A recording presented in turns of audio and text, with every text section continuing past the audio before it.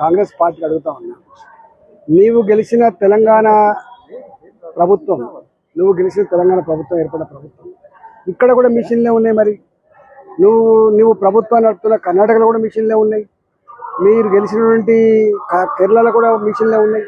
అంటే నీవు గెలిస్తేనేమో మిషన్లు పనిచేసినట్టు, ఎలక్షన్ కమిషన్ పనిచేసినట్టు, నీవు ఓడిపోతేనేమో ఎలక్షన్ కమిషన్ పనిచేయనట్టు, ఓట్ల చోరీ జరిగినట్టు. ఇది ఎక్కడి దిక్కుమల్ల ఆలోచన? రెండవది, ఇప్పుడు చాలా మందికి ఇప్పుడు హైదరాబాద్ ఉంది. ఒక సంవత్సరం ఒక ఏరియాలో ఉంటాం, ఇంకో సంవత్సరం ఇంకొక ఏరియాలో ఉంటాం, ఒక సంవత్సరం కిరాయికి ఇంకో ఏరియాకి పోతాం. ఊర్లో ఓటు ఉంటుంది, పట్టణంలో ఓటు ఉంటుంది.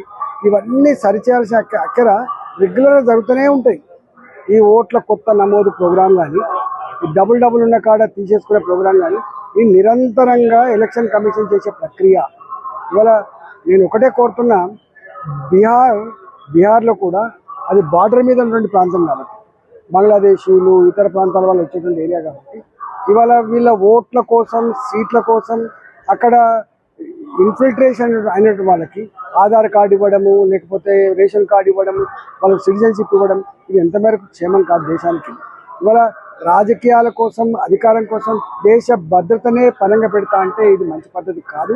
ఇవాళ ఇలాంటి చౌకబారు ఆరోపణలు మంచిది కాదు.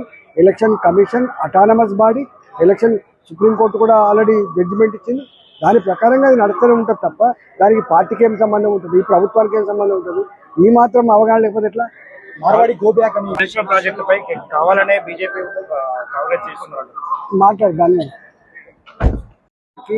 కాంగ్రెస్ పార్టీ అడుగుతా ఉన్నా, నీవు గెలిచిన తెలంగాణ ప్రభుత్వం ఏర్పడిన ప్రభుత్వం ఇక్కడ కూడా మిషన్లే ఉన్నాయి. మరి నువ్వు ప్రభుత్వాన్ని నడుపుతున్న కర్ణాటకలో కూడా మిషన్లే ఉన్నాయి.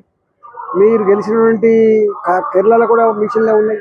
అంటే నీవు గెలిస్తేనేమో మిషన్లు పనిచేసినట్టు, ఎలక్షన్ కమిషన్ పనిచేసినట్టు, నీవు ఓడిపోతేనేమో ఎలక్షన్ కమిషన్ పనిచేయనట్టు, ఓట్ల చోరీ జరిగినట్టు. ఇది ఎక్కడి దిక్కుమల్ల ఆలోచన? రెండవది, ఇప్పుడు చాలా మందికి ఇప్పుడు హైదరాబాద్ ఉంది. ఒక సంవత్సరం ఒక ఏరియాలో ఉంటాం, ఇంకో సంవత్సరం ఇంకొక ఏరియాలో ఉంటాం, ఒక సంవత్సరం కిరాయికి ఇంకో ఏరియాకి పోతాం. ఊర్లో ఓటు ఉంటుంది, పట్టణంలో ఓటు ఉంటుంది. ఇవన్నీ సరిచేయాల్సిన అక్కర రెగ్యులర్గా జరుగుతూనే ఉంటాయి. ఈ ఓట్ల కొత్త నమోదు ప్రోగ్రాం కానీ, ఈ డబుల్ ఉన్న కాడ తీసేసుకునే ప్రోగ్రాం కానీ, ఈ నిరంతరంగా ఎలక్షన్ కమిషన్ చేసే ప్రక్రియ. ఇవాళ నేను ఒకటే కోరుతున్నా, బీహార్లో కూడా అది బార్డర్ మీద ఉన్నటువంటి ప్రాంతం కాబట్టి, బంగ్లాదేశీలు ఇతర ప్రాంతాల వాళ్ళు వచ్చేటువంటి ఏరియా కాబట్టి, ఇవాళ వీళ్ళ ఓట్ల కోసం, సీట్ల కోసం అక్కడ ఇన్ఫిల్ట్రేషన్ అయినటువంటి వాళ్ళకి ఆధార్ కార్డు ఇవ్వడము, లేకపోతే రేషన్ కార్డు ఇవ్వడము, వాళ్ళకి సిటిజన్షిప్ ఇవ్వడం, ఇది ఎంత మేరకు క్షేమం కాదు దేశానికి. ఇవాళ రాజకీయాల కోసం, అధికారం కోసం దేశ భద్రతనే పనంగా పెడతా అంటే ఇది మంచి పద్ధతి కాదు. ఇవాళ ఇలాంటి చౌకబారు ఆరోపణలు మంచిది కాదు. Election commission autonomous body, election supreme court కూడా ఆల్రెడీ జడ్జిమెంట్ ఇచ్చింది. దాని ప్రకారంగా అది నడుస్తూనే ఉంటుంది తప్ప దానికి పార్టీకి ఏం సంబంధం ఉంటుంది, ఈ ప్రభుత్వానికి ఏం సంబంధం ఉంటుంది? ఈ మాత్రం అవగాహన లేకపోతే ఎట్లా? మార్వాడి గో బ్యాక్ అని నేషనల్ ప్రాజెక్ట్ పై కావాలనే బీజేపీ కాంగ్రెస్ చేస్తున్నారు. మాట్లాడదాన్ని